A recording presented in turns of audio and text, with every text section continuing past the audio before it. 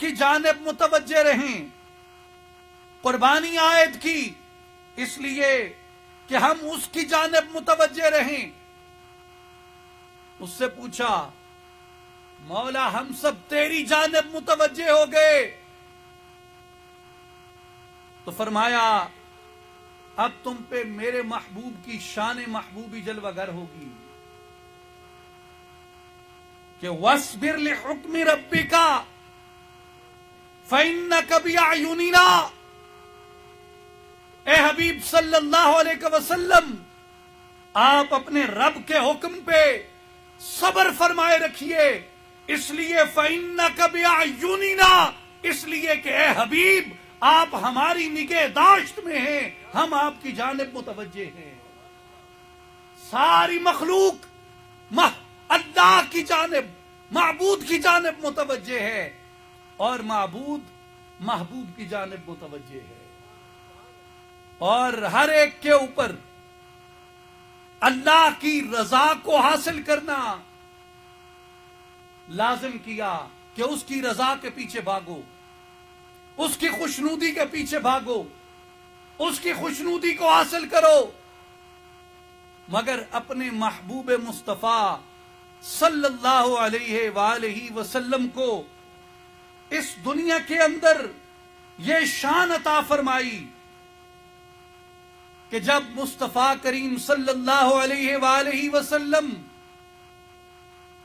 आप इरादा मुबारक फरमाते हैं कि किबला हमारा अक्सा की तरफ था, बैतुल मक़दस की तरफ था।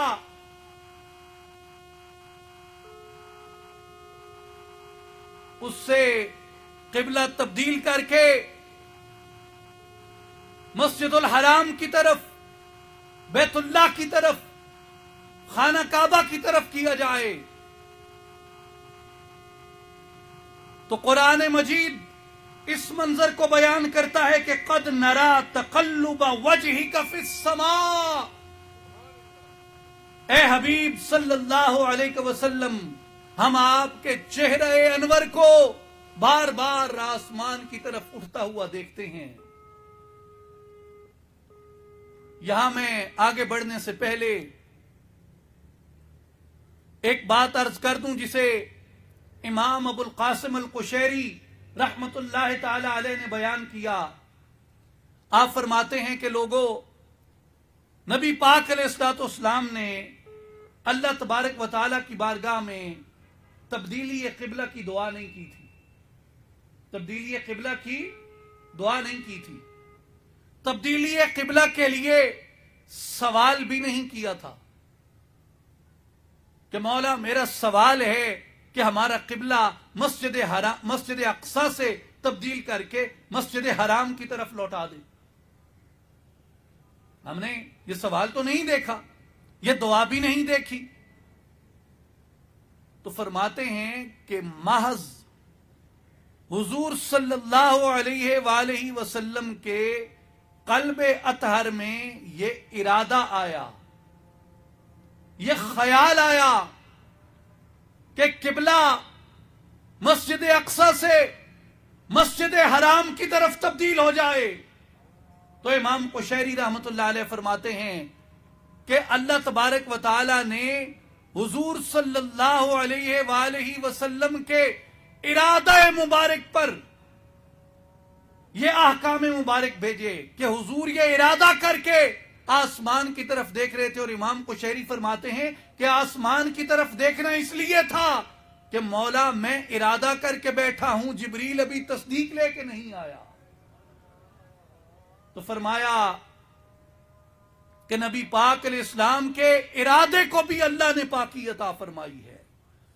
जिस तरह हुजूर सल्लल्लाहु अलैहि वसल्लम के उसवे शरीफा को पाकी अता फरमाई, हुजूर अलैहिस्सलाम के आमाल को पाकी अता फरमाई, हुजूर अलैहिस्सलाम के जुबान मुबारक से निकलने वाले अल्फाज को पाकी अता फरमाई, हुजूर सल्लल्लाहु अलैहि वसल्लम की आल और इतरत को पाकी अता फरमाई, हुजूर सल्लल्लाहु अलैहि वसल्लम की अज़वाज को पाकी अता फरमाई, हुजूर सल्लल्लाहु अलैहि वालैहि वसल्लम के ऊपर नाजिल होने वाली किताब को पाकी अता फरमाई, हर तहरीफ से, हर तब्दीली से उसको पाक कर दिया, हर मिलावट से उसको पाक कर दिया। हुजूर सल्लल्लाहु अलैहि वसल्लम के लुआबे दहन को पाकी अता फरमाई। नबी पाक अलैहिस्सलातु वस्सलाम के कदम मुबारक जिस धरती पे पड़ जाएं, उस धरती को पाक कर दिया, ओहद को पाक कर दिया, और बीमारियों के गढ़ यसरब को मदीना तैयबा बना दिया।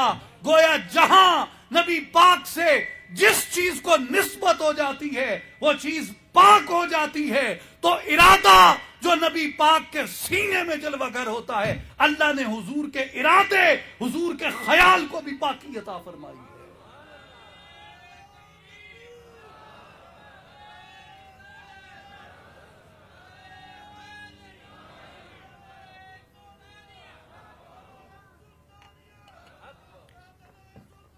इसलिए मेरे भाइयों याद रखो,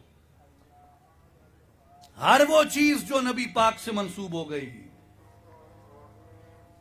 अल्लाह तबारक व तआला ने उसे पाकी अता फरमा दी, और हुजूर का इरादा भी, हुजूर का ख्याल भी अल्लाह तबारक व तआला ने पाक फरमा दिया। और हुजूर सल्लल्लाहु अलैहि वसल्लम अगर इरादा फरमा लें कि मस्जिद अक्सा से मस्जिद हराम की तरफ किबला तब्दील कर दिया जाए, तो कुरान मजीद फरमाता है फलनुवल्लियन्नका क़िबलतन तरदाहा, ए हबीब जिस बात पे आप राजी होंगे हम उसी जानिब किबले को फेर देंगे। खुदा की रजा चाहते हैं दो आलम, खुदा चाहता है रजाए मोहम्मद। सारी दुनिया हुजूर की रजा की मुतलाशी इसलिए होनी चाहिए, और वो अल्लाह ने उस जानिब रग़बत दिलाई इसलिए कि अल्लाह तबारक व तआला अपने हबीब मुकर्रम सल्लल्लाहु अलैहि वसल्लम की रजा चाहता है। वला सौफ युअतीका रब्बुका फतरदा, ए हबीब सल्लल्लाहु अलैहि वसल्लम इस दुनिया में भी जिस तरह हम आपकी रजा चाहते हैं कि जिधर आप चाहेंगे, जिधर आप राजी होंगे उधर किबले को फेर देंगे, और ए हबीब कयामत के दिन भी जब तक आप राजी नहीं, मुस्तफा की रजा चाहता है। मेरे भाइयों और बुजुर्गों, अल्लाह तबारक व तआला ने नबी पाक सल्लल्लाहु अलैहि वसल्लम के जिक्र मुबारक को इसलिए अपने जिक्र मुबारक के साथ बुलंद फरमाया। और एक दिन जिब्रील अमीन अलैहिस्सलाम नबी पाक अलैहिस्सलाम की बारगाह अक़दस में हाजिर हुए। हजरत अबू सईद खुदरी रदी अल्लाह तआला अन्हु की रवायत है, जिसे इमाम इब्न हुब्बान ने और इमाम अबू याला मूसली रहमतुल्लाह अलैहिमा दोनों ने बयान फरमाया कि जिब्रील अमीन हाजिर हुए और अर्ज की, या रसूल अल्लाह सल्लल्लाहु अलैहि वसल्लम, आपका रब फरमाता है कि क्या आपको मालूम है कि हमने आपके जिक्र को कैसे बुलंद किया है? जिब्रील कहते हैं कि या रसूल अल्लाह, आपका रब पूछता है क्या आपको मालूम है कि हमने आपके जिक्र को कैसे बुलंद फरमाया? तो आप सल्लल्लाहु अलैहि वसल्लम ने फरमाया कि जिब्रील, ये तो अल्लाह ही बेहतर जानता है कि उसने मेरे जिक्र को कैसे बुलंद किया। तो जिब्रील अमीन अर्ज करते हैं कि या रसूल अल्लाह, आपका रब फरमाता है इज़ा ज़ुकिरतु ज़ुकिरता मई, ए हबीब हमने आपके जिक्र को ऐसे बुलंद किया है कि जो मेरा जिक्र करेगा साथ में तेरा जिक्र भी करेगा। जो मेरा जिक्र करेगा साथ आपका जिक्र भी करेगा। इसलिए आशिकों ने कहा कि खुदा का जिक्र करे ذکر مصطفیٰ نہ کرے، ہمارے منہ میں ہو ایسی زباں خدا نہ کرے۔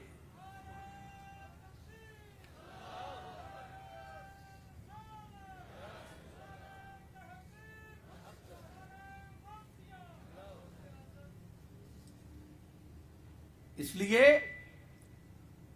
اے حبیب صلی اللہ علیہ وسلم، جو ہمارا ذکر کرے گا وہ ساتھ آپ کا بھی ذکر کرے گا۔ اسی طرح مسند امام شافعی میں روایت ہے کہ اللہ تبارک و تعالی فرماتا ہے لا اذکر الا ذکرت معی، کہ میرا ذکر نہ کیا جائے جب تک میرے ذکر کے ساتھ اے حبیب آپ کا ذکر نہ کیا جائے۔ ملائکہ، مومنین تو از روئے قرآن مصطفیٰ صلی اللہ علیہ وآلہ وسلم کا ذکر کرتے ہیں، از روئے قرآن مصطفیٰ کریم صلی اللہ علیہ وآلہ وسلم کا ذکر کرتے ہیں۔ اللہ تبارک و تعالی نے دیگر مخلوقات پر بھی اپنے حبیب صلی اللہ علیہ وآلہ وسلم کی معرفت کو عیاں فرمایا۔ امام ترمذی رحمت اللہ تعالی علیہ، آپ نے سیدنا امیر المؤمنین علی ابن ابی طالب رضی اللہ تعالی عنہ سے روایت فرمایا ہے کہ آپ فرماتے ہیں کنت مع النبی بمکہ فخرجنا فی بعض نواحیہا۔ سیدنا علی کرم اللہ وجہ الکریم فرماتے ہیں کہ ہم نبی پاک علیہ الصلوۃ والسلام کے ساتھ مکہ مکرمہ کے اطراف میں سیر کر رہے تھے، مکہ المکرمہ کی بعض راہوں پہ چل رہے تھے، فما استقبلہ جبل ولا شجر الا وهو يقول السلام علیک یا رسول اللہ۔ سیدنا علی فرماتے ہیں کہ ہم جس بھی درخت کے پاس سے گزرتے، جس بھی پتھر کے پاس سے گزرتے، اس درخت سے، اس پتھر سے یہ آواز آتی السلام علیک یا رسول اللہ۔ درخت اور پتھر سے کیا آواز آتی؟ کیا آواز آتی؟ درخت اور پتھر سے کیا آواز آتی؟ السلام علیکہ، السلام علیکہ، السلام علیکہ، السلام علیکہ یا رسول اللہ۔ فرماتے ہیں ہم جس بھی درخت سے، جس بھی پتھر کے پاس سے گزرتے، اس درخت اور اس پتھر سے یہ صدا بلند ہوتی۔ میرے بھائیوں اور بزرگوں،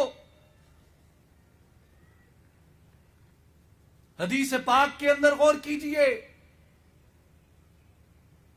ایک تو اس میں اس چیز کو بیان کیا گیا کہ حجر و شجر کے اندر بھی اپنی نوع کی روح موجود ہوتی ہے، حجر و شجر میں بھی اپنی نوع کی روح موجود ہوتی ہے، اور حجر و شجر کو بھی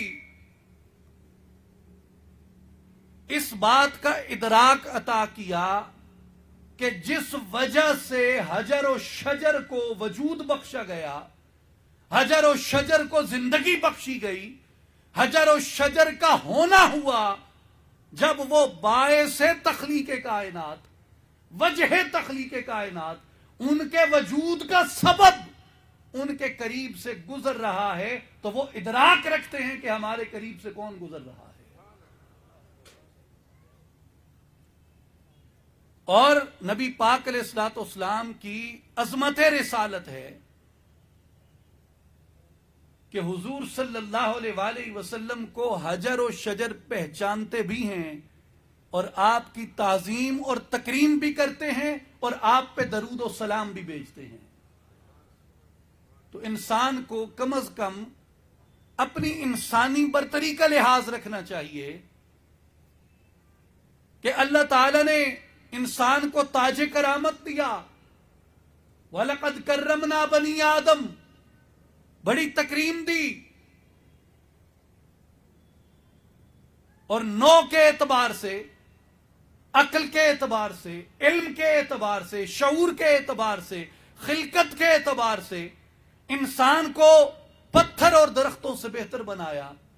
तो अगर पत्थर और दरख्त अपनी आदत बना सकते हैं कि नबी पाक पे दरूद और सलाम पढ़ते रहें, इंसान पर इसका शर्फ बतरीके उला यह फरीजा आयद करता है कि यह नबी पाक की जात पे ला तादाद दरूद और सलाम पढ़ता रहे।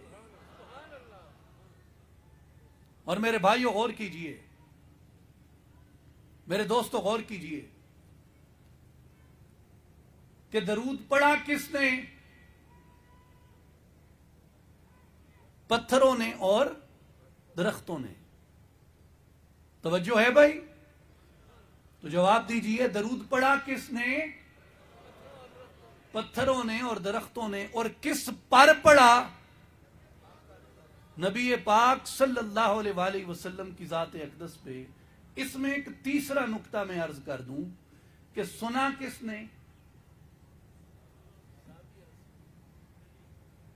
पढ़ा दरख्त और पत्थर ने। किस पर पढ़ा? नबी पाक सल्लल्लाहु अलैहि वसल्लम पे। और सुना किसने? सैयदना अली रज़ी अल्लाह तआला अन्हु ने, कि वो साथ थे। हजरत अली रवायत करते हैं ना कि हम अतराफ मक्का में हुजूर के साथ थे, और हुजूर जिस दरख्त या जिस पत्थर के करीब से गुजरते थे, वो दरख्त और पत्थर हुजूर सल्लल्लाहु अलैहि वसल्लम पे दरूद और सलाम पढ़ता था। तो मेरे भाइयों और बुजुर्गों, ये जुमला याद रख लीजिए कि जहां इस हदीस पाक में कमाल और रिफाते जिक्र मुस्तफा है, वहीं इस हदीस पाक के अंदर कमाल इल्म मुर्तजा है। रज़ी अल्लाह ताला अन्हो को ऐसी कुव्वत समाअत अता फरमाई जो पत्थरों की बोली भी जानते हैं, दरख्तों की बोली भी जानते हैं। ये जामे तिरमिज़ी की हदीस है, अबवाबुल मनाकिब में। तो मेरे भाई और बुजुर्गों, ये कान कैसे पैदा होते हैं? ये कान कैसे आते हैं कि इंसान निदाए गैब सुनने के काबिल हो जाता है? समाअत, सदाए गैब सुनने के लायक हो जाती है। कानों के अंदर यह कुव्वत कैसे पैदा होती है? अल्लामा मोहम्मद इकबाल रहमतुल्लाह अलैह ने अपनी तसनीफे मुबारका असरार खुदी में एक बाब लिखा, दर शरा अस्माए अली मुर्तजा, सैयदना अली और मुर्तजा रज़ी अल्लाह तआला अन्हु के अस्मा की शरा में। और उसमें हकीम अल उम्मत हजरत अल्लामा इकबाल रहमतुल्लाह अलैह ने सैयदना अली और मुर्तजा रज़ी अल्लाह तआला अन्हु के एक वस्फ की तारीफ की, और जो लक़ब आपको नबी अकरम सल्लल्लाहु अलैहि वसल्लम ने अता फरमाया, अबू तुराब। अबू बाप को कहते हैं और तुराब मट्टी को कहते हैं। अल्लामा इकबाल फरमाते हैं कि अबू तुराब का मतलब यह होता है, जो इसका लफ्जी माना है, लफ्जी तर्जमा है, वो ये है मट्टी का बाप। तो मट्टी का बाप होने से क्या मुराद है? तो अल्लामा इकबाल फरमाते हैं कि मट्टी का बाप होने से मुराद यह है कि बू तुराब ई खाक रा तस्खीर करद। तवज्जो मेरी तरफ, यह क्या है? यह जिस्म है ना, जिस्म मट्टी की तरफ इशारा किया जाता है। आम तौर पे उर्फ में मट्टी की तरफ इशारा किया जाता है कि यह वजूद खाकी या पैकर आबो गिल या मुख्तलिफ इस्तारे इसके मट्टी की तरफ है, खाक की तरफ है। कि बू तुराब ई खाक रा तस्खीर करद, तारीक रा अक्सीर कर्द کہ ابو تراب نے یعنی علی المرتضی رضی اللہ تعالی عنہ نے اپنے جسم کی مٹی کو فتح کر لیا، اپنے جسم کی مٹی کو فتح کر لیا، اپنے جسم کی مٹی کو تسخیر کر لیا۔ این گلے تاریک را اکسیر کرد، اکسیر کا ایک اشارہ سونے کی طرف بھی ہوتا ہے، جس کو علم اکسیر کہتے ہیں، کیمیا گری بھی کہتے ہیں، کہ جس سے تانبا سونا بن جاتا ہے، پتھر ہیرا بن جاتے ہیں۔ تو اکسیر وہ ہوتا ہے جس کے اندر جلوہ بھی پایا جائے، جس کے اندر چمک اور دمک پائی جائے، اور گلے تاریک ایک ظلمت بھری مٹی۔ تو علامہ فرماتے ہیں کہ جب انسان جب تک اپنے جسم کو مسخر نہیں کرتا، اپنی خاک پہ فاتح نہیں بنتا، تب تک اس کا جسم ایک تاریک مٹی ہے۔ لیکن جب وہ اپنے جسم کو مسخر کر لیتا ہے، اپنے جسم پہ فاتح ہو جاتا ہے، یہ مٹی مٹی نہیں رہتی بلکہ جلوہ گاہ بن جاتی ہے، انوار کا مرکز بن جاتی ہے۔ فرمایا کہ سیدنا علی رضی اللہ تعالیٰ عنہ نے اپنے جسم کی مٹی کو فتح کر لیا۔ جب فتح کر لیا تو مٹی مٹی نہ رہی بلکہ مٹی انوار کا مرکز بن گئی۔ ہر کے زین بر مرکب تن تنگ بست، چون نگیں بر خاتم دولت نشست۔ فرماتے ہیں کہ جو بھی اپنے بدن کے اس گھوڑے کی لگام اپنے ہاتھ میں لے لیتا ہے، اپنے گھوڑے پہ، بدن کے گھوڑے پہ کاٹھی ڈال لیتا ہے، اس کی لگام زبان کو، آنکھوں کو، کان کو، دل کو، ہاتھوں کو، پاؤں کو، سوچ کو، معدے کو، شکم کو، آنتوں کو، حلق کو حرام سے محفوظ کر لیتا ہے، اطاعت الہیہ کے اندر دے دیتا ہے، شریعت مصطفی کی قید میں لے آتا ہے، اور نبی پاک علیہ الصلوۃ والسلام کے فرامین کے مطابق، حضور کے اسوہ کے مطابق، حضور کے اہل بیت و اصحاب کی سنت کے مطابق اس کو ڈال دیتا ہے۔ وہ اپنے جسم کو مسخر کر لیتا ہے، اور جو جسم کو مسخر کرتا ہے گویا وہ ایسے ہے جس نے اپنے گھوڑے کو، اپنے بدن کے، اپنے نفس کے گھوڑے کو قابو کر لیا۔ جو نفس کے گھوڑے کو قابو کر لیتا ہے اللہ تبارک و تعالیٰ اس کو عزتوں کے تخت پہ بٹھا دیتا ہے۔ از خداگاہی ید اللہ کند، اس کو خود آگاہی کہتے ہیں کہ اپنے جسم کی مٹی کو فتح کر لیا جائے، اپنے آپ کو مسخر کر لیا جائے، اپنے نفس کو زیر کر لیا جائے، اپنے نفس کو قابو میں لے آیا جائے، اسے کہتے ہیں خود آگاہی۔ اور یہی تصور ہے خودی کا علامہ محمد اقبال رحمۃ اللہ علیہ کا، کہ اپنے آپ کی پہچان، جسے اولیاء نے کہا من عرف نفسہ فقد عرف ربہ، خدا کو پہچاننا ہے تو پہلے اپنے آپ کو پہچانو، اپنے آپ کو مسخر کرو۔ اس لیے فرمایا کہ از خدا گاہی ید اللہ کند، جب اپنے آپ کو پہچانو گے تو تمہارے ہاتھوں میں یہ طاقت آ جائے گی کہ وہ یدہ التی یبطش بہا، میں اس کے ہاتھ بن جاتا ہوں جن سے وہ پکڑتا ہے۔ تمہارے ہاتھوں کی طاقت میں اس کا نور اور اس کی تائید شامل ہو جاتی ہے۔ از خدا گاہی ید اللہ کند، از ید اللہ شہنشاہی کند، جب ید اللہ آ جاتی ہے تو دنیا پہ تمہاری حکومت آ جاتی ہے، بحر و بر کی ہر چیز تمہارے اوپر مسخر کر دی جاتی ہے۔ یہ کیا ہے؟ یہ اپنے بدن کی مٹی کو مسخر کرنا ہے، اپنے آپ کو مسخر کرنا ہے۔ تو ہے فاتح عالم خوب و زشت، تجھے کیا بتاؤں تیری سرنوشت، کہ اللہ نے تجھے اس عالم خوب و زشت کا فاتح بنایا. عالم خوب و زشت سے مراد اگر یہ خارجی کائنات لی جائے, اگر یہ باہر کی دنیا لی جائے, تو اس دنیا کے اندر خیر و شر ہے. اس دنیا کی خیر و شر کی طاقتوں پہ اللہ تعالی نے انسان کو قدرت عطا کی, قوت تسخیر عطا کی. اور سیدنا پیران پیر شیخ عبد القادر جیلانی رحمۃ اللہ علیہ فرماتے ہیں کہ لوگوں, جس طرح اس عالم آب و گل کے اندر, اس عالم رنگ و بو کے اندر خیر و شر کے مار کے پھیلے ہوئے ہیں, کبھی اپنے وجود میں اتر کے دیکھو, تمہارا وجود بھی اس کائنات کی وسعت سے کم نہیں ہے. تمہارے وجود کے اندر بھی خیر و شر کے لشکر موجود ہیں.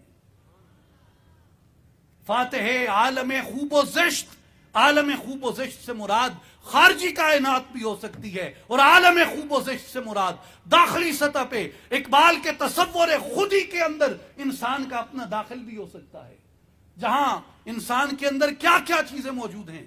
ایک طرف نفس بٹھا دیا, ایک طرف شیطان بٹھا دیا. حضرت سلطان العارفین سلطان باہو رحمۃ اللہ علیہ نے کتنا آسان کر کے یہ فلسفہ سمجھایا کہ صورت نفس امارہ دی. نفس امارہ کیا ہے؟ صورت نفس امارہ دی, کوئی کتا گلر کالا ہو, کھبے پاسوں اندر بیٹھا, دل دے نال سنبھالا ہوں. یعنی یہ دل ہے لیفٹ سائڈ پہ الٹی طرف, یہاں دل ہے, اور دل کے بالکل سیدھا نیچے جہاں ناف ہے, ناف کی الٹی طرف, یعنی دل کے نیچے ناف کی الٹی طرف مقام نفس ہے. آپ فرماتے ہیں کہ کھبے پاسوں اندر بیٹھا, دل دے نال سنبھالا ہوں, کوکے ٹوکے لہو پیو سے منگے چرب نوالا ہوں, اے بدبخت ہے وڈا ظالم باہو کرسی اللہ ٹالا ہوں. تو شر کی قوت بھی انسان کے داخل میں موجود ہے. یعنی جسے اقبال نے اپنے شعر میں زشت کہا اور جسے خوبی کہا, وہ کیا ہے؟ وَنَحْنُ أَقْرَبُ إِلَيْهِ مِنْ حَبَلِ الْوَرِيدِ, ہم بندے کی شاہ رگ سے بھی زیادہ اس کے قریب ہیں. لا يَسِعُنِي أَرْضِي وَلَا سَمَائِي وَلَكِنْ يَسِعُنِي فِي قَلْبِ عَبْدِ الْمُؤْمِنِ. ہم زمین و آسمان میں نہیں سماتے, بلکہ ہماری سمائی بندے مومن کے دل کے اندر ہے. تو ایک طرف نفس بٹھا دیا, ایک طرف اپنا نور رکھ دیا, اور کہا بندے اپنے باطن میں اتر, اپنی فطرت کے مطابق اسی کا ہو جا جو تیری فطرت ہے. اگر فطرت سلیم رکھتا ہے تو تو نور کے پیچھے جائے گا, فطرت خبیث رکھتا ہے تو نفس کے پیچھے جائے گا.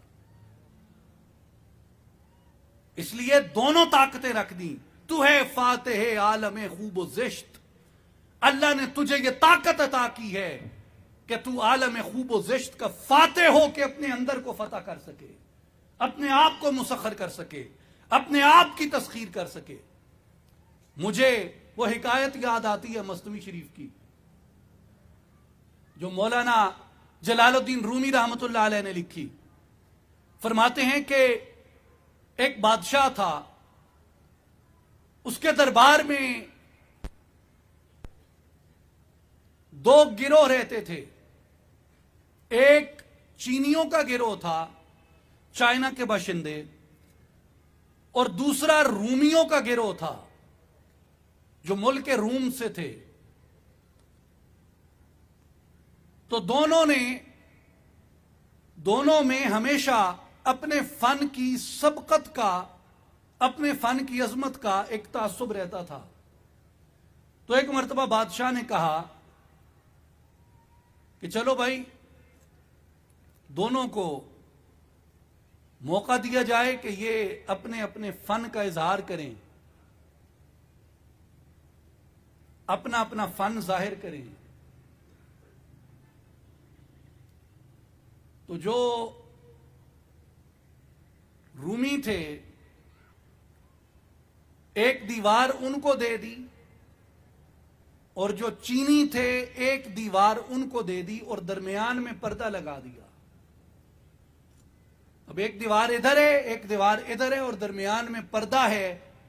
چینی رومیوں کی طرف نہیں جھانک سکتے اور رومی چینیوں کی طرف نہیں جھانک سکتے. اور دونوں نے نقش و نگار کرنا تھا، تو ان کو کچھ دن ملے۔ چینیوں نے اپنی دیوار پہ چینی نقش و نگار کرنا شروع کیے،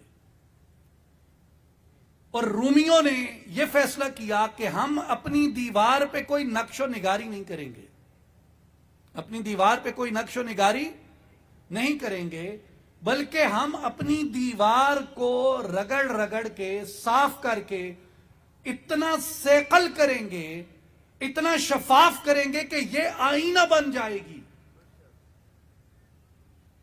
تو چینی نقش و نگار کرتے رہے اور رومی اپنی دیوار کو صاف کر کے آئینہ بناتے رہے۔ اب جس دن تکمیل ہونی تھی، چینیوں نے بھی اپنی دیوار کی تکمیل کر لی اور رومیوں نے بھی اپنی دیوار کی تکمیل کر لی۔ تو بادشاہ نے کہا کہ آج درمیان سے پردہ اٹھایا جائے گا۔ اب چینیوں کی دیوار پہ نقش و نگار ہیں اور رومیوں کی دیوار پہ کوئی نقش و نگار نہیں ہے، مگر دیوار آئینہ بن چکی ہے۔ تو جب پردہ اٹھایا گیا درمیان سے، چون پردہ راز خود براندازی، جب درمیان سے پردہ اٹھایا گیا تو بادشاہ نے دونوں طرف ایک ہی طرح کا عکس دیکھا۔ بادشاہ نے دونوں طرف ایک ہی جیسا عکس دیکھا تو حیران ہو کے پوچھا کہ یہ کیا ماجرا ہے؟ رومیوں نے کہا کہ بادشاہ سلامت، ہم اگر چاہتے تو ہم بھی نقش و نگار کر سکتے تھے، مگر ہم نے اس بات کو اپنا ہنر جانا کہ ہم اگر چاہیں تو ایک تاریک دیوار پہ اپنا عمل کر کے اس تاریک دیوار کو شیشہ بنا سکتے ہیں۔ تو مولانا جلال الدین رومی رحمت اللہ علیہ یہ حکایت بیان کرنے کے بعد اس کا خلاصہ بیان کرتے ہوئے کہتے ہیں کہ رومیاں صوفیاں نند پسر، کہ بیٹا اس حکایت میں وہ جو رومی ہنر مند تھے وہ بنیادی طور پہ صوفیاء کی جماعت ہے۔ جلال الدین رومی وہ کیسے صوفیاء کی جماعت ہے؟ فرمایا کہ وہ دنیا کے رنگوں سے رنگ اٹھا کے، دنیا کے کلموں سے قلم اٹھا کے اپنی دیوار کو نقش و نگار سے، دنیا کے نقش و نگار سے مزین نہیں کرتے، بلکہ وہ ذکر کا ریگ مال اٹھاتے ہیں، ذکر کا ریگ مال اٹھاتے ہیں، ذکر کے ریگ مال سے اپنے دل کی دیوار کو صاف کرنا شروع کرتے ہیں، صاف کرتے ہیں، ریگ مال مارتے ہیں، رگڑتے ہیں، حتیٰ کہ ان کا دل شیشے کی طرح ہو جاتا ہے، آئینے کی طرح مصفہ ہو جاتا ہے، اور جب درمیان سے بادشاہ کا امر آتا ہے، بادشاہ جب حجاب اٹھاتا ہے تو لاہوت کی دیوار کا عکس ان کے آئینے دل پہ آ پڑتا ہے۔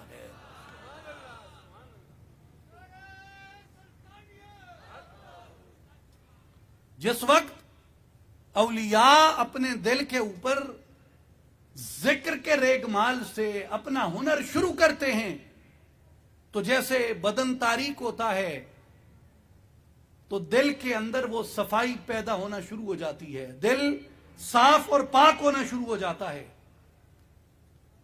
اور آئینہ بن جاتا ہے۔ اور آئینہ بننے کے بعد اس کی منزل کیا ہے؟ اس کی منزل یہ ہے کہ وہ نقش جو عالم ارواح میں یہ دیکھتا تھا، وہ انوار جو اسے اس بدن کی ظلمت سے پہلے نصیب تھے، وہ اس کے آئینے دل کے اوپر پڑتے ہیں۔ اور جب تک دل صاف نہ ہو، جب تک دل پاک نہ ہو، اس وقت تک وہ نقش و نگار اس کو اپنے آئینے کے اوپر نظر نہیں آتے۔ آئینے کا صاف ہونا ضروری ہے۔ اگر نقش سامنے آ بھی جائے، آپ ایک زنگ آلود آئینے کا تصور کیجئے، ایک آئینہ ہے جس پہ گرد و غبار لگی ہے، جس پہ زنگ لگا ہے، کیا آپ اس کے سامنے کھڑے ہو کے اپنی صورت دیکھ سکتے ہیں؟ تو اپنا عکس بھی آئینے کے اندر نظر نہیں آتا، چہ جائے کہ اپنے آئینے میں عکس جمال یار دیکھا جائے۔ تو جمال یار کے مشاہدے اور مطالعے کے لیے آئینے کا صاف ہونا ضروری ہے. آئینہ صاف نہ ہو تو اپنا آپ بھی نظر نہیں آتا, یار کا جمال کیسے نظر آئے گا؟ تو آئینے کو صاف کرنا پہلے ضروری ہے. اور جب آئینہ صاف ہوتا ہے تو آئینہ کیا چیز ہے میرے بھائی اور بزرگوں؟ آئینہ انسان کا دل ہے. اور جو اصل آدمیت ہے, جو اصل انسانیت ہے میرے بھائی اور بزرگوں, اولیاء اللہ کے نزدیک, صوفیاء کاملین کے نزدیک, انسان کا اصل اس کی محض ہڈیاں, گوشت, پوست اور ڈھانچہ نہیں ہے. اس کی فصاحت, بلاغت, یہ اس کا ایک ظاہری معیار تو ہو سکتا ہے اس کے حسن کا, اس کے فن اور ہنر کا, لیکن اس کے اندر کی انسانیت کی آئینہ داری کسی اور چیز کے اندر ہے. اور وہ کس میں ہے؟ مولانا جلال الدین رومی رحمت اللہ علیہ کی حکایت بیان کرتے ہیں. ایک شخص بازار میں جا رہا تھا, اس نے ایک بزرگ کو دیکھا. دن کے اجالے میں اس نے ہاتھ میں چراغ پکڑا ہوا تھا. اب کوئی تک نہیں بنتا کہ آپ دن کا اجالا ہو اور یہاں کوئی آدمی موبائل کی ٹارچ روشن کر کے بیٹھا ہو تو آپ اس سے پوچھیں گے بھائی خیر ہے, سیٹ ٹھیک ہے, کیا ضرورت پیش آئی ہے بھائی دن میں ٹارچ؟ تو مولانا فرماتے ہیں کہ ایک شخص دن کے ٹائم وہ ٹارچ روشن کر کے پھر رہا تھا. اور ویسے ہمارے جو بھائی فیصل آباد کے ہیں, پرانی زبان میں جس کو لائل پور کہتے ہیں, ہم جنگ والے آپ کے پڑوسی ہیں.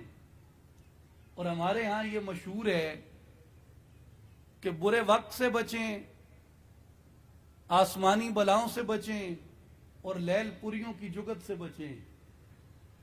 اللہ تعالیٰ نے جو حصے مزاح اور طنز کا جو مادہ اور ملکہ لیل پور والوں کو دیا ہے وہ شاید اس خطے میں کسی اور کو نہیں ملا. مجھے ایک دوست بتا رہے تھے کہ بھئی ہم عمرے پہ گئے, یہاں فیصل آباد سے جا رہے تھے, تو حاجیوں نے احرام باندھے ہوئے تھے سب نے, اور جہاز میں بیٹھے تھے سب احرام باندھ کے. تو جہاز میں بعض دفعہ ٹربولنس آتی ہے, جہاں ایئر پیچز میں وہ کمی زیادتی ہوتی ہے, تو بڑی فلائٹس, چھوٹی فلائٹس ساری ٹربولنس کا شکار ہوتی ہیں, ڈولتی ہیں تھوڑی. تو کہتے ہیں بھئی ایک جگہ جاتے جاتے وہ جیسے ٹربولنس آئی نا تو جہاز پورا تھر تھرانے لگا. کہتے ہیں ہماری اگلی سیٹ پہ ایک معمر خاتون عمر رسیدہ تھیں, احرام باندھے ہوئے بیٹھی ہیں, اور جیسے جہاز میں ٹربولنس آئی نا تو ساتھ والے سے پوچھتی ہیں پتر کتے کچے تے نہیں لے گیا. تو کہتے ہیں بھائی فیصلہ آباد والوں کو تو اللہ نے اتنا حصے لطافت اور حصے مزاح دی ہے کہ یہ حالت احرام میں بھی نہیں چھوڑتے. تو کوئی آدمی اب ٹارچ روشن کر کے بیٹھا ہو دن کے اجالے میں, تو آپ اس سے پوچھیں گے نا بھائی تمہیں کیا ہوا ہے, خیریت ہے؟ تو مولانا فرماتے ہیں کہ ایک بزرگ نے دیکھا کہ کوئی شخص دن کے اجالے میں چراغ اٹھا کے گھوم رہا تھا. تو اس سے کسی شخص نے پوچھا کہ دن کے اجالے میں چراغ لے کے ڈھونڈ رہے ہو؟ دی شیخ باد چراغ ہمیں گرد گرد شہر, کہ ایک بزرگ جو تھا وہ دیا اٹھا کے شہر میں گھوم رہا تھا. میں نے کہا کہ بابا کیا ڈھونڈ رہے ہو دن کے وقت دیا جلا کے؟ تو کہنے لگا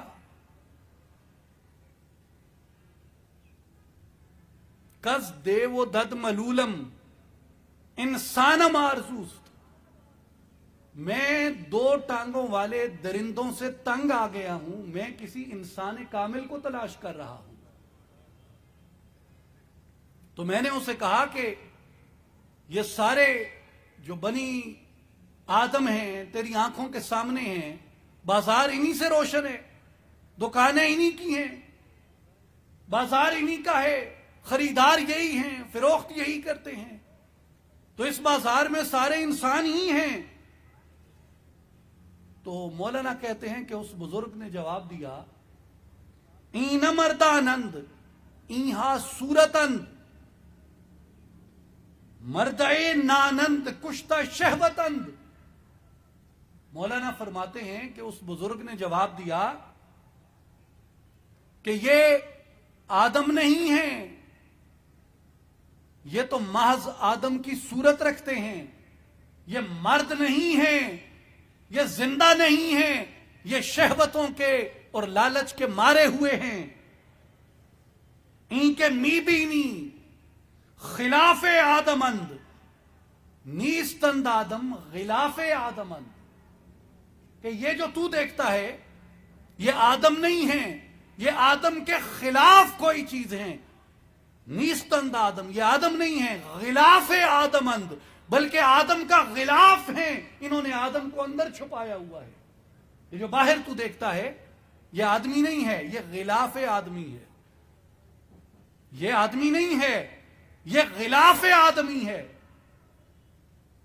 تو مولانا فرماتے ہیں کہ اس بزرگ نے کہا کہ آدمی را آدمیت لازم است،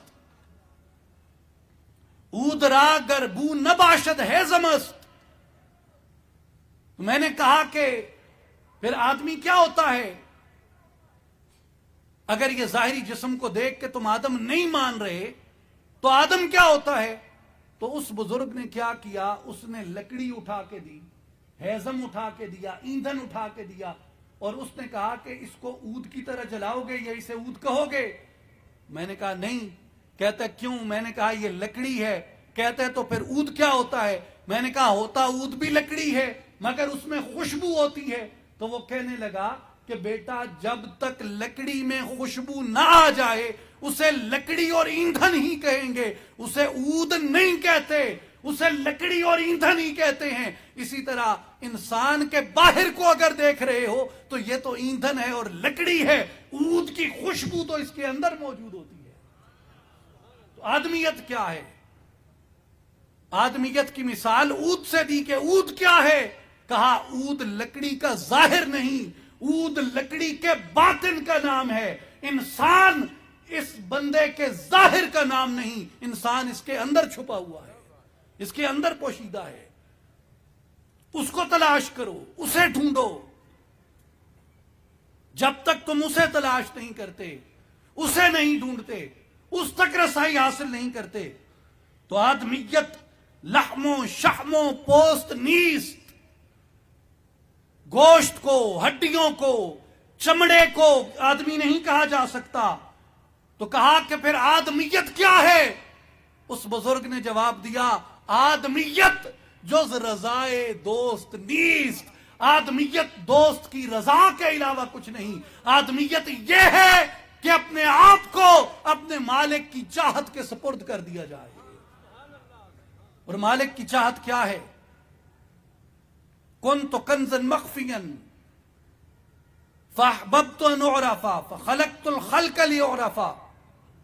میں ایک چھپا ہوا خزانہ تھا، میرا ارادہ بنا کہ میں پہچانا جاؤں، میں نے اپنی پہچان کے لیے اس مخلوق کو پیدا فرمایا۔ تو خالق کی چاہت کیا ہے؟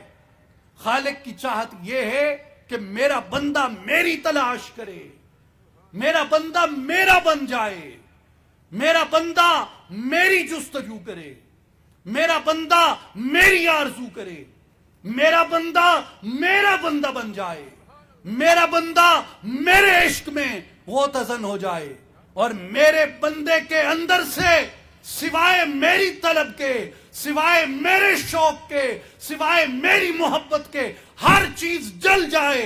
اس لیے اولیاء نے کہا العشق نار یحرق ما سوی المعشوق، عشق ایسی آگ ہے جو معشوق کے علاوہ ہر لگن کو سینے سے جلا دیتی ہے۔ تو وہ عشق ہے، وہ عشق جب تک سینے میں پیدا نہیں ہوتا۔ میرے بھائیوں اور بزرگوں، عجیب بات ہے کہ ہم آخرت میں بھی اپنے حواس سے بدن کے قیدی ہوتے ہیں اور اپنے حواس سے باطنیہ کی جانب متوجہ نہیں ہوتے۔ اللہ تعالیٰ نے انسان کو جتنے بدن دیے، جتنے وجود دیے، اتنے حواس عطا کیے. غور کریں، ایک ظاہر انسان کا بدن ہے، اس میں پوشیدہ انسان کی عقل ہے، اور اس میں پوشیدہ انسان کا جہان باطن ہے. انسان کے ظاہر کو حواس دیے، سونگنے کی قوت دی، سننے کی حس دی، دیکھنے کی حس دی، چھونے کی حس دی، اور ذائقے کی حس دی. اسی طرح انسان کی عقل کو حواس عطا کیے. ایک قوت مشترک ہے، پھر قوت خیال ہے، پھر قوت واہمہ ہے، پھر قوت حافظہ ہے، اور پھر انسان کی قوت متصرفہ ہے. اسی طرح انسان کے اندر اللہ تعالیٰ نے حواس عطا کیے، جسے صوفیاء کاملین نے نفسی، قلبی، روحی، سری، خفی، اخفا. تو جس طرح انسان کے ظاہر کے حواس ہیں، اسی طرح انسان کے عقل کے حواس ہیں. جس طرح انسان کے عقل کے حواس ہیں، اسی طرح انسان کی روح کے، انسان کے باطن کے حواس ہیں. ہم اس دنیا میں آتے ہیں تو جسم سے معاملہ کرتے ہیں، تو جسم ہمارا اچھی خوشبو سونگھ کے خوش ہوتا ہے، اچھی غذا حاصل کر کے خوش ہوتا ہے، اچھے نظارے کو دیکھ کے خوش ہوتا ہے، اچھی بات کو سن کے خوش ہوتا ہے، اچھی چیز کو چھو کے خوش ہوتا ہے. تو ہم نے قیامت کے بارے میں بھی یہی تصور قائم کر لیا کہ وہاں بھی ہمارے بدن سے حساب و کتاب اور سزا و جزا کا معاملہ ہوگا. تو ہم نے اپنی طلب میں چھونے کی لذتیں شامل کر لی. اس میں کوئی شک نہیں کہ جنتوں کا وعدہ اللہ کا قرآن میں ہے، وہ برحق ہے. لیکن میرے بھائیوں اور بزرگوں، انسان وہ ہے جو وہ سوچتا ہے، انسان وہ ہے جس کا وہ ارادہ کرتا ہے، انسان وہ ہے جس کی وہ چاہت کرتا ہے. اس میں کوئی شک نہیں کہ جنت کی طلب برحق ہے، مگر اللہ کی طلب جنت کی طلب سے بھی اعلیٰ ہے.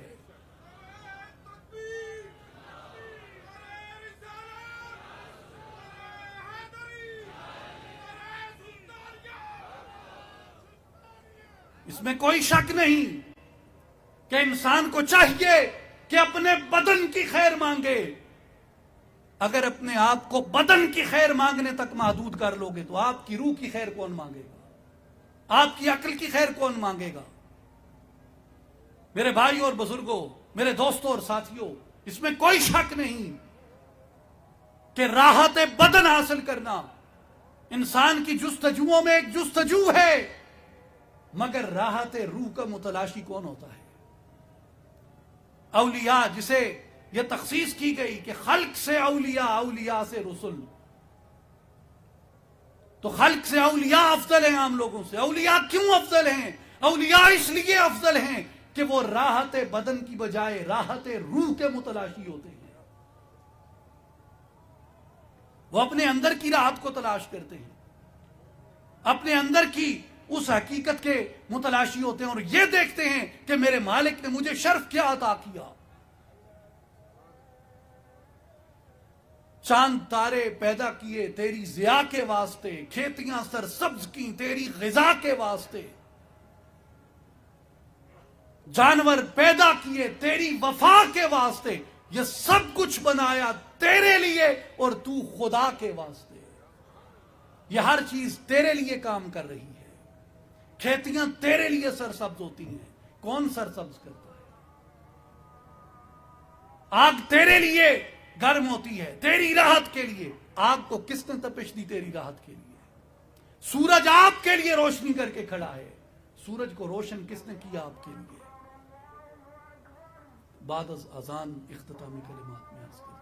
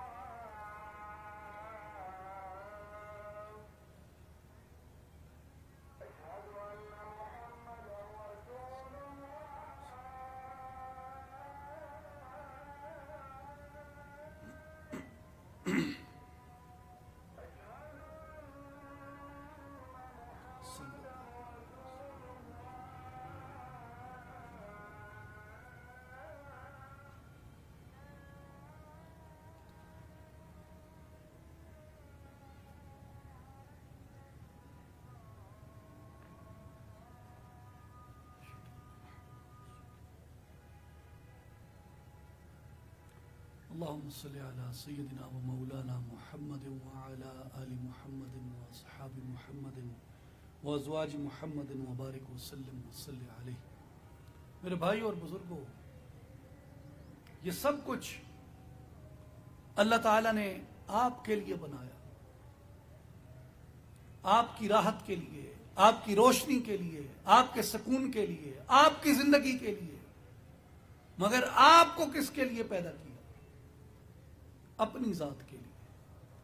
ہر طلب سے اعلیٰ طلب اللہ کی طلب ہے، ہر چاہت سے اعلیٰ چاہت اللہ کی چاہت ہے، ہر شوق سے اعلیٰ شوق اللہ کا شوق ہے، ہر محبت سے اعلیٰ محبت اللہ کی محبت ہے، ہر عشق سے اعلیٰ عشق اللہ کا عشق ہے، ہر لگن سے زیادہ اعلیٰ قیمتی روشن لگن اللہ کی لگن ہے۔ تو میرے بھائیوں اور بزرگوں،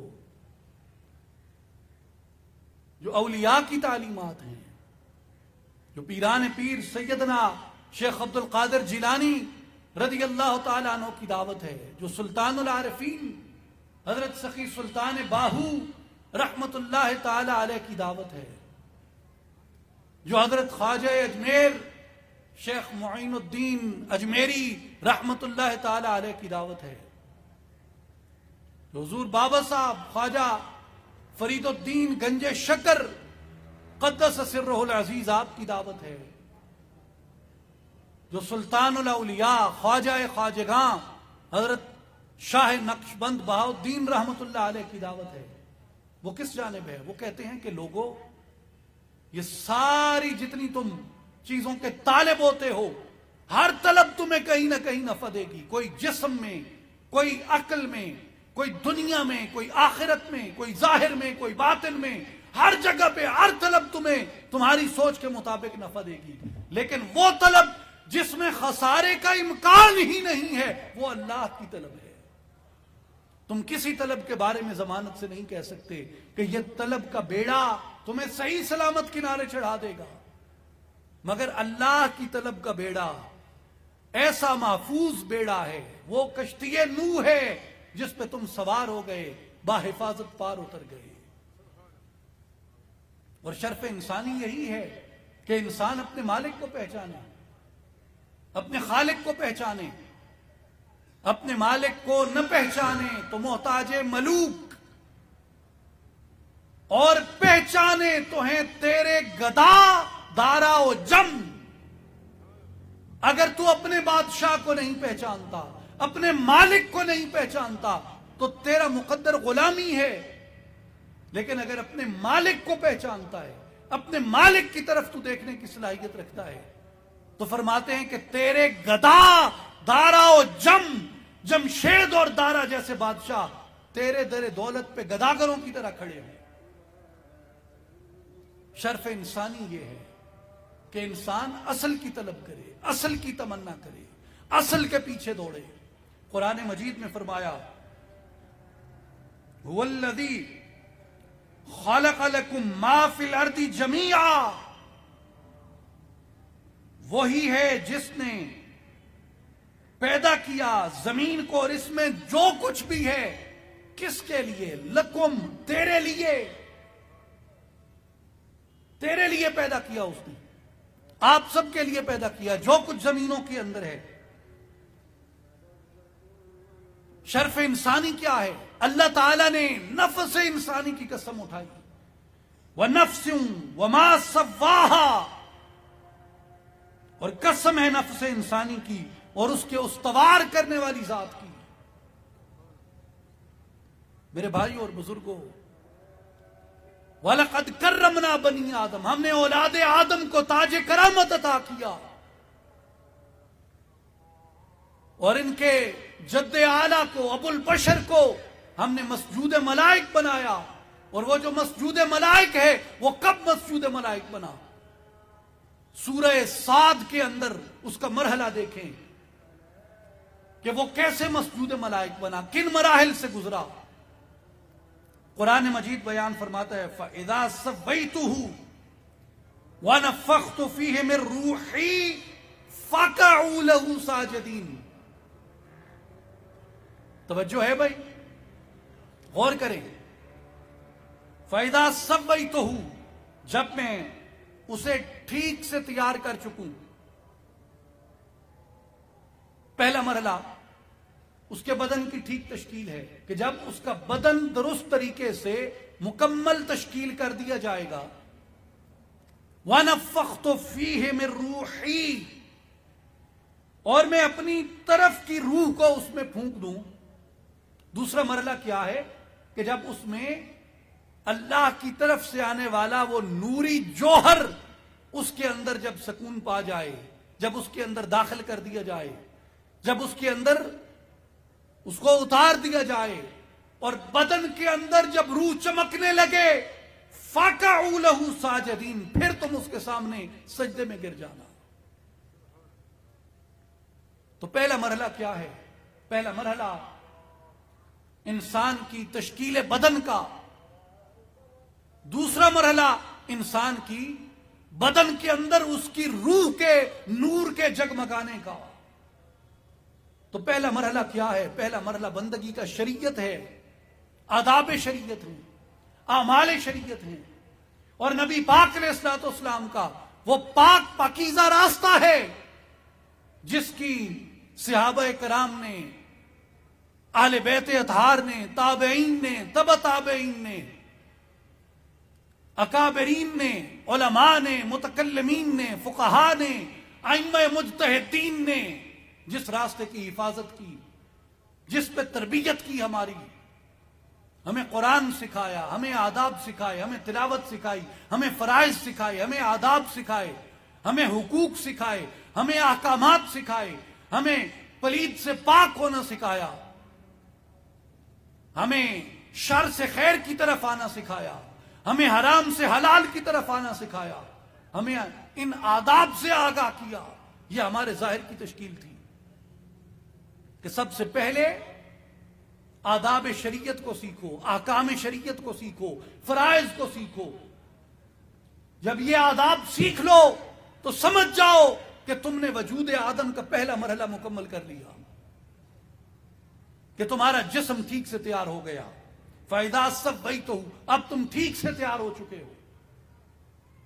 اب تمہاری تکمیل انسانیت کے لیے اور تمہارے اس شرف انسانی کے حصول کے لیے جس چیز کی ضرورت ہے وہ کیا ہے؟ وَنَفَخْتُ فِيهِ مِن رُوحِي، اس ظلمت بدن کے اندر، اس بدن کی تاریکی کے اندر اس کی اصلاح جب آ گئی تو اس اصلاح کے بعد اس کے اندر اب روح نے جگمگانا ہے.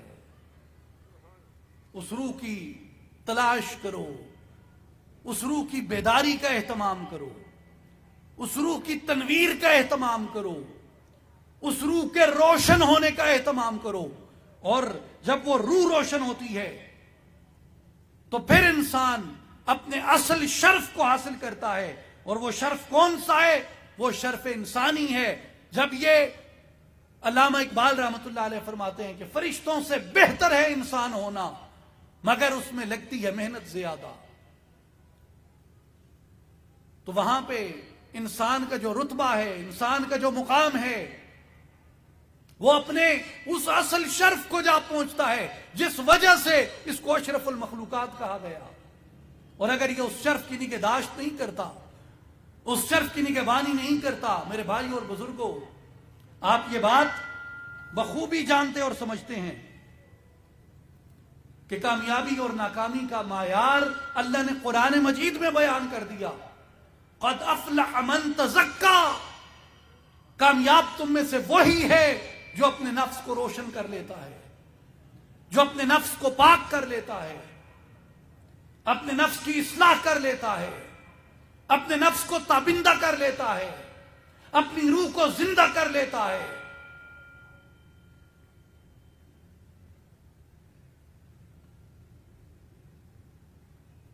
ایک اور مقام پہ فرمایا قد افلح من زکاہا وقد خاب من دساہا، تحقیق کامیاب ہو گئے وہ لوگ جنہوں نے اپنے نفس کو رذائل سے پاک کر لیا، اپنے نفس کی ناپاکیوں کو دور کر دیا، اپنے نفس کو جنہوں نے روشن کر لیا، اپنے نفس کو اطاعت پہ آمادہ کر لیا، اپنے نفس کو اطاعت کے اندر کامل کر دیا، تو میرے بھائی اور بزرگوں، نفس کیسے قابو میں آتا ہے؟ نفس کو قابو میں کرنے کے لیے جس طرح انسان ظاہر میں لا الہ الا اللہ محمد الرسول اللہ پڑھ کے داخل ہوتا ہے بدن کے اندر، تو انسان پہ لازم ہے کہ کسی عالم با عمل سے رہنمائی لے، آداب شریعت سیکھے، فرائض سیکھے، احکامات سیکھے، حلال حرام کی تمیز سیکھے، سچ جھوٹ کی تمیز سیکھے، خیر شر کی تمیز سیکھے، حلال کو اپنائے، حرام کو چھوڑے، خیر کو اپنائے، شر کو چھوڑے، سچ کو اپنائے، جھوٹ کو چھوڑے۔ یہ لازم ہے انسان پہ کسی عالم با عمل کی نگرانی میں۔ اور میرے بھائیوں اور بزرگوں، یاد رکھیں کہ اولیاء کا راستہ شریعت کا راستہ ہے، اولیاء کا راستہ اطاعت مصطفیٰ کا راستہ ہے، اتباع رسول کا راستہ ہے، پابندی شریعت کا راستہ ہے۔ حضرت سلطان العارفین رحمت اللہ علیہ فرماتے ہیں، ہر مراتب از شریعت یافتم، پیشوائے خود شریعت ساختم۔ میں نے ہر مرتبہ و مقام شریعت کے ذریعے حاصل کیا، اس لیے کہ میں نے اپنا پہلا مرشد شریعت مطہرہ کو بنایا۔ تو جو چاہے کہ حضرت سلطان العارفین سلطان باہو کا پیر بھائی بن جائے، وہ شریعت مطہرہ کو اپنا مرشد بنا لے۔ اور دوسرا مقام کیا ہے؟ جب شریعت میں قدم رکھ لو، آداب اور فرائض کو سیکھ لو، حلال حرام خیر شر سچ جھوٹ کو سیکھ لو، تو پھر یہ لازم ہے کہ اپنے نفس کی جانب متوجہ ہو جاؤ۔ اور جو نفس کی اصلاح ہے، یہاں اب آپ کا مرحلہ شروع ہوتا ہے جب انسان شریعت پہ عمل پیرا ہو کے طریقت میں قدم رکھتا ہے۔ جس طرح شریعت میں عالم با عمل کی ضرورت ہوتی ہے، اسی طرح طریقت میں کسی مرشد کامل کی ضرورت ہوتی ہے۔ مولانا جلال الدین رومی رحمت اللہ علیہ فرماتے ہیں، نفس نتواں کشت الا دل پیر، دامن آ نفس کشرا سخت گیر۔ اے بیٹے، اگر نفس کو مار کے قلب کو زندہ کرنا ہے تو یاد رکھ، یہ مرشد کامل کے سائے کے بغیر نفس نہیں مرتا۔ مرشد کامل کے سائے کے بغیر، ذل پیر مرشد کا سایہ، مرشد کامل کے سائے کے بغیر نفس نہیں مرتا۔ دامن آ نفس کشرا سخت گیر، اس لیے وہ جو تیرے نفس کو مار کے تیری روح کو، تیرے قلب کو زندہ کرتا ہے، تیرے قلب کو روشنی دیتا ہے، اس کے دامن کو مضبوطی سے پکڑ لے۔ حضرت سلطان العارفین سلطان باہو رحمت اللہ علیہ یہی فرماتے ہیں، اللہ پڑھے ہوں پڑھ عالم ہوئے ہوں، نہ گیا حجابوں پردہ ہوں، 100,000 کتاباں پڑھیاں، پر ظالم نفس نہ مردہ ہوں۔ پڑھ عالم فاضل ہوئے ہوں، بھی طالب ہوئے ہوں زردہ ہوں۔ سلطان العارفین، پھر نفس کیسے مرے گا؟ آپ فرماتے ہیں کہ باج فقیراں کسے نہ مارے حضرت باہو، ظالم چور اندردہ ہوں۔ کہ اگر نفس کو قابو کرنا ہے، نفس کو مارنا ہے، تو جس طرح آداب شریعت کے لیے عالم با عمل کی صحبت ضروری ہے، اسی طرح آداب طریقت کے لیے مرشد کامل کی صحبت ضروری ہے۔ مرشد کامل کی صحبت سے انسان کا نفس زیر ہوتا ہے۔ مرشد کامل کی رفاقت نفس کے خس و خاشاک کو جلا دیتی ہے۔ میرے بھائیوں اور بزرگوں، آخری اختتامی بات میں آپ سے جو عرض کرنا چاہتا ہوں وہ یہ ہے کہ انسان کی جو عمر ہے یہ بھی ایک سائے کی طرح ڈھلتی ہے. اور اگر انسان اس انتظار میں رہے کہ آج ڈھونڈوں گا اور کل ڈھونڈوں گا، آج ڈھونڈوں گا اور کل ڈھونڈوں گا، تو اسے معلوم نہیں ہوتا کہ کب اس کی عمر کا گھوڑا اس کی رکاب سے نکل جائے. مولانا رومی ایک حکایت بیان فرماتے ہیں کہ ایک شخص نے ایک راہ گزر پہ ایک کانٹے دار درخت لگا دیا. تو جو بھی مسافر گزرتے اس کی ملامت کرتے کہ بیٹا یہ کیا لگایا ہے تم نے؟ تو وہ شغل میلے میں کہتا ہاں بھائی میں کاٹ دوں گا، ابھی تو یہ چھوٹا ہے درخت. تو فرماتے ہیں درخت بھی بڑا ہوتا گیا اور اس بندے کی عمر بھی ڈھلتی گئی. وہ کانٹوں والا درخت مسافروں کے راستے پہ تھا، تو جو بھی گزرتا اس کے پاؤں لہو لہان ہوتے، مسافروں کو تکلیف ہوتی.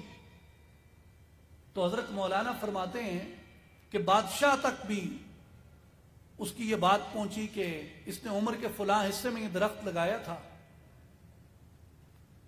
تو بادشاہ نے کہا کہ یہ اسی شخص کی سزا ہے، اسے بلا کے کہو کہ جا کے کاٹے.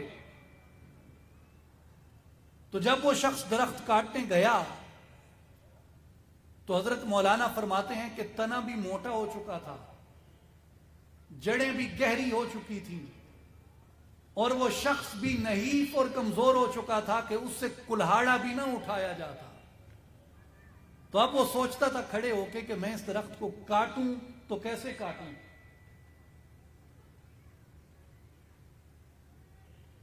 تو نتیجہ یہ ہے کہ وہ درخت انسان کے نفس کی سرکشی ہے.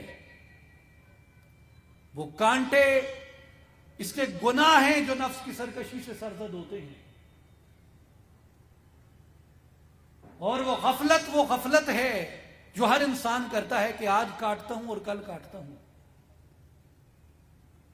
اور بادشاہ کا بلاوا وہ مہلت ہے جو خالق عطا کرتا ہے. اور کلہاڑا توبہ ہے، اور بے بسی بڑھاپا ہے. کہ اتنی دیر نہ کر دو کہ اس حصے میں پہنچ جاؤ جب ٹھیک سے توبہ بھی نہ ہو سکے اور کیے گئے اعمال کا کفارہ بھی نہ ہو سکے. جب ابھی ہاتھوں میں طاقت ہے، بازوؤں میں دم خم ہے، آنکھوں میں کچھ بینائی ہے، جسم میں کچھ توانائی ہے، کانوں میں سماعت ہے. میرے بھائیوں اور بزرگوں، اس وقت کو، اس ویلے کو ضائع نہیں کرنا چاہیے. اپنے آپ کو اس راستے کی طرف لانا چاہیے جو ہماری نجات کا، ہماری فلاح کا، ہماری کامیابی کا راستہ ہے. اور وہ راستہ قرآن کے نزدیک قد افلح من تزکا، وہ نفس کے تزکیے کا راستہ ہے، اولیاء اللہ کا راستہ ہے. جتنے بڑے بڑے ائمہ کرام تھے، خود حضرت امام اعظم ابو حنیفہ رحمۃ اللہ علیہ، امام شافعی رحمۃ اللہ علیہ، امام احمد ابن حنبل رحمۃ اللہ تعالی علیہ، اور وہاں سے لے کے اگر آج تک کی روایت پہ آیا جائے، جتنے اجل اکابر علماء تھے یہ صوفیاء کی صحبت اختیار کرتے، اس لیے کہ اولیاء کے پاس وہ ہنر ہے جس سے نفس کا سرکش گھوڑا انسان زیر کر سکتا ہے. اور حضرت سلطان العارفین سلطان باہو رحمۃ اللہ علیہ فرماتے ہیں، سے روزے سے نفل نمازاں سے سجدے کر کر تھکی ہوں، سے باری حج مکے کیتا دل دی دوڑ نہ مکی ہوں، چلے چلیے جنگل بھونے اس گل تھی ہوں نہ پکی ہوں، سبے مطلب حاصل ہوئے یا حضرت باہو جد پیر نظر ایک تکی ہوں.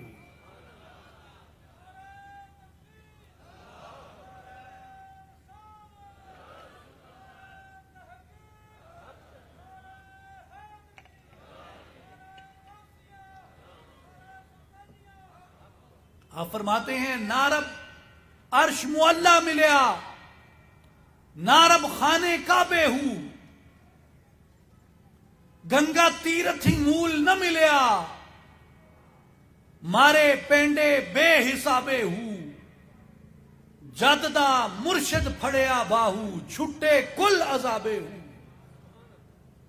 کہ جب انسان مرشد کامل کی رفاقت میں آتا ہے تو مرشد کامل انسان کو اسی طرح آداب سکھاتا ہے جو اندر کے آداب ہیں، کہ اپنے نفس کو کیسے قابو کرنا ہے، ذکر کی تپش کیسے دینی ہے، ذکر کی حرارت کیسے دینی ہے، اور جب تک ذکر کی وہ گرمی انسان کے اندر نہیں اترتی اس وقت تک انسان کا یہ نفس قابو نہیں آتا۔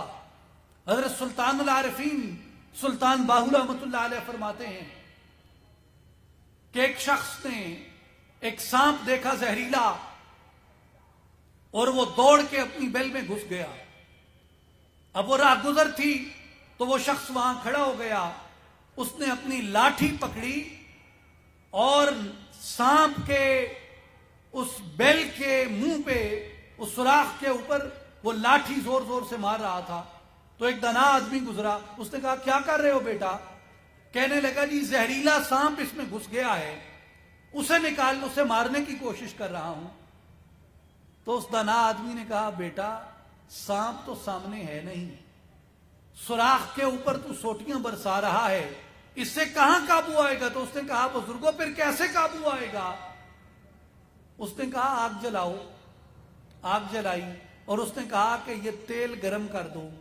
اس نے تیل گرم کیا، جب تیل مکمل گرم ہو گیا اور دہکنے لگا تو اس وقت ابلنے لگا، تو انہوں نے وہ تیل اس سوراخ میں ڈالا، سانپ باہر نکلا۔ جیسے سانپ باہر نکلا تو پھر انہوں نے اس کو شکار کر لیا۔ تو حضرت سلطان العارفین رحمۃ اللہ علیہ فرماتے ہیں کہ جب تک تمہیں اپنے نفس تک رسائی نہیں، تم اس زہریلے سانپ کو کیسے مار سکتے ہو؟ آپ جب تک اپنے اندر ذکر کی گرمی، عشق الہی کی گرمی سے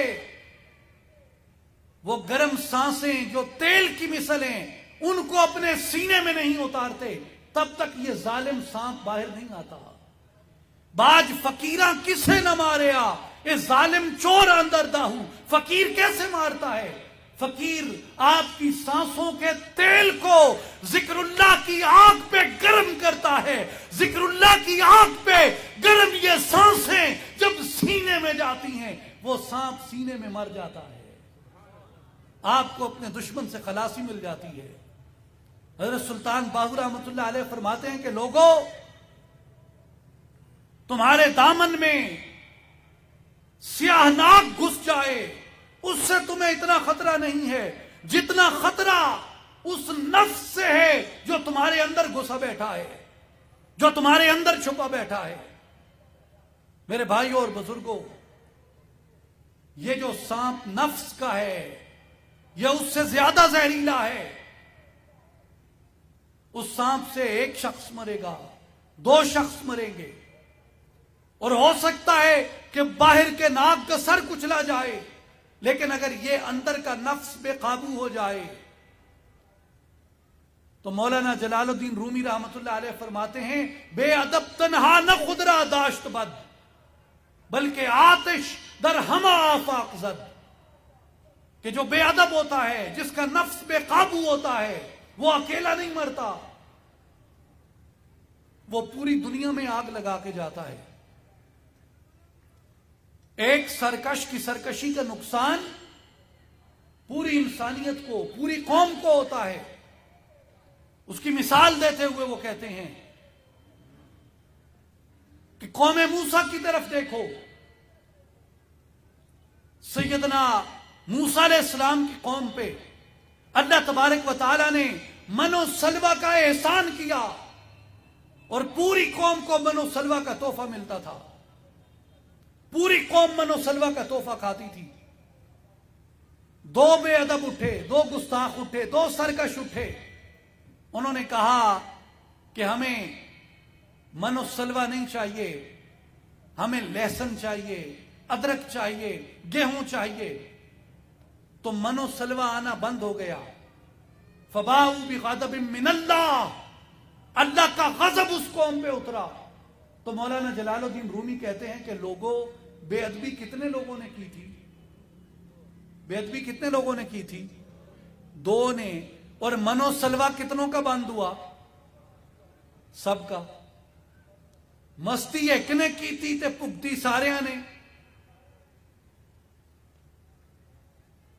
ایک سرکش تھا، 2 سرکش تھے، لیکن من و سلوا سب کا بند ہوا. پھر فرماتے ہیں حضرت عیسیٰ کا زمانہ آیا، حضرت عیسیٰ نے شفاعت کی، اللہ تعالیٰ سے سفارش کی، دعا کی، ربنا انزل علینا مائدہ، رب العالمین ہمارے اوپر پھر اس دسترخوان کو نازل فرما. اللہ نے پھر من و سلوا اتارا. اور فرماتے ہیں کہ حضرت عیسیٰ علیہ السلام کی قوم میں 2 لالچی تھے. وہ کیا کرتے تھے کہ رات کو وہ رزق ذخیرہ کر لیتے، رات کو وہ رزق ذخیرہ کر کے رکھ دیتے. تو حضرت عیسیٰ علیہ السلام نے کرد عیسیٰ لا بعیشہ راکعین دائیں مستو کب نگردد از زمین. حضرت عیسیٰ علیہ السلام نے ان کو ملامت کی، نصیحت کی کہ بیٹا یہ قیامت تک کے لیے آنا ہے، یہ رزق ختم نہیں ہوگا. لیکن وہ جسے ہم پنجابی میں کہتے ہیں نا لدھا، لدھے بندے دی حوث نہیں مردی، تو وہ باز نہیں آتے تھے اس رزق کو چھپانے میں کہ بھائی صبح کھائیں گے. آپ فرماتے تھے کہ جو بچ گیا وہ غرباء میں تقسیم کر دو، صبح اور آ جائے گا اور یہ قیامت تک ختم نہیں ہوگا. لیکن چند لالچیوں کی وجہ سے، چند لالچیوں کی سرکشی اور گستاخی کی وجہ سے وہ رزق پھر بند ہو گیا. تو مولانا جلال الدین رومی فرماتے ہیں کہ سرکشی کتنوں نے کی؟ سرکشی کتنوں نے کی؟ 2-4 نے. اور رزق کتنوں کا بند ہوا؟ پوری قوم کا بند ہوا. تو سرکشی 2-4 کرتے ہیں، سزا ساری قوم بھگتتی ہے. میرے بھائی اور بزرگوں، نفس کی یہی حالت ہے، نفس کی یہی حالت ہے کہ سرکشی 1-2 کرتے ہیں اور اس کی سزا پوری انسانیت کو بھگتنی پڑتی ہے. تو ہر انسان پہ لازم ہے کہ اپنے نفس کی اصلاح کرے، اپنے نفس کو اپنے قابو میں لے کے آئے. اور یہ جو بیل کے اندر گھسا ہوا سانپ ہے، اس کے سوراخ پہ لاٹھیاں برسانے کی بجائے اس کے اندر اللہ تعالی کے اس ذکر کا، ذکر پاک کا وہ گرم پانی اتارے، وہ گرم آئل اتارے، وہ گرم تیل اتارے، جس سے وہ نفس اندر مرتا ہے، جس سے انسان کو اس کے فتنے سے، اس کے شر سے، اس کے فساد سے نجات ملتی ہے. میرے بھائیوں اور بزرگوں، اصلاحی جماعت کی یہی دعوت ہے، عالمی تنظیم العارفین کی یہی دعوت ہے، اور تمام اولیاء اللہ کی یہی دعوت ہے کہ آئیں اپنے ظاہر کو سنواریں، آئیں اپنے آپ کو، اپنے ظاہر کو علماء عاملین سے اصلاح بخشیں، اور اپنی عقل کو اس صحیح فکر کی اتباع میں لگائیں. جس طرح بدن پہ اعمال صالحہ لازم ہیں، اسی طرح عقل کے لیے عقیدہ صحیحہ لازم ہے. اگر عقل صحیح عقیدے کی پیروی نہیں کرتی تو جس طرح بدن بدعمالیاں کر کے بھٹکتا ہے، اسی طرح عقل اگر گمراہی کی پیروی کرتی ہے، بدن بھلے اصلاح یافتہ ہو، لیکن اگر عقل بھٹک رہی ہے، اگر عقل کے اندر بدعقیدگی موجود ہے، تو اس وقت تک انسان اپنے آپ کو فلاح یافتہ نہیں کہہ سکتا. میرے بھائی اور بزرگوں، جس طرح انسان کے بدن پہ اور انسان کی عقل پہ اصلاح حاصل کرنا لازم ہے، اسی طرح انسان کے باطن پہ، انسان کے نفس اور قلب کے اوپر بھی اصلاح حاصل کرنا لازم ہے.